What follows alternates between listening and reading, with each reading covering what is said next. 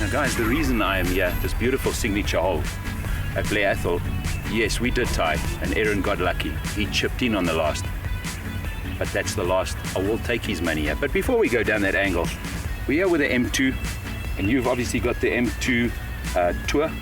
But I was lucky enough, obviously, to pick these out of your bag and hit. And I was very surprised. This is actually not aimed at me. Why did I hit this club? You can see they're both 6 irons. Why did I hit this so much further, Aaron, than that one? Where the two are going to differentiate is that the M2 Tour has got a slightly different profile when you put it down at a dress.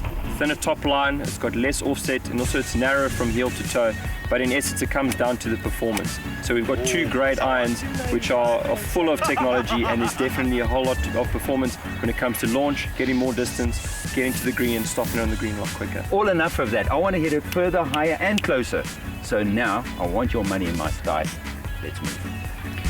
Now, while those two are busy bantering and making their way to the green, it's my task to tell you a little bit about the tech of these irons. They were discussing tour and standard, got me a little confused in the beginning, so I'll try and simplify this for you.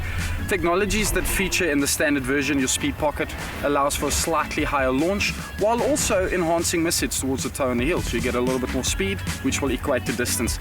The interesting feature here is the fluted hosel on the standard version of this iron. That, as you can imagine, those little shavings saves quite a bit of weight. That weight, as you can see, is centralized very, very low down. The thing that is the most fascinating about this iron for me is that at 25 degrees aloft in a 6 iron, it still goes as high as a normal 6 iron would at 31 degrees. You can see that redistribution of weight low down definitely gets the launch up. But with the addition of the stronger lofts, it gives you that distance. It has a 360 degree undercut cavity.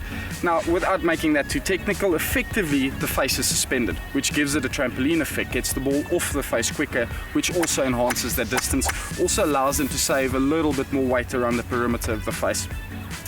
Moving along to the tour, the biggest difference that you will see here, the fluted hosel has not been utilized. They don't really need to do that, guys. The head is much smaller, much more compacted. They were discussing that. I mean, if I put the two like that, you should immediately see it just by the sole widths. I mean, the tour versus the standard version, you can immediately see it smaller. Blade length is a little bit more compacted. Now, this is a distance iron, but it is in a player's profile. For those guys like me that doesn't want to put the standard M2 and go, oh, that looks a little bit too much offset.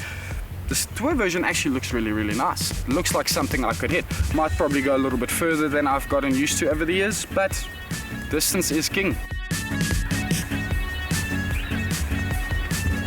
balls left. Hey, Aaron, just don't stop with the chirping, eh?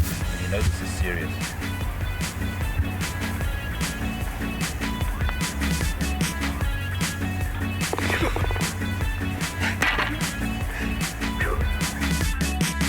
I'm not going to give you the opportunity. I'm going to be like Nicholas, mate. I've had so much fun. Thank you so much, Thank you. Aaron. Thank you. And thanks for joining us.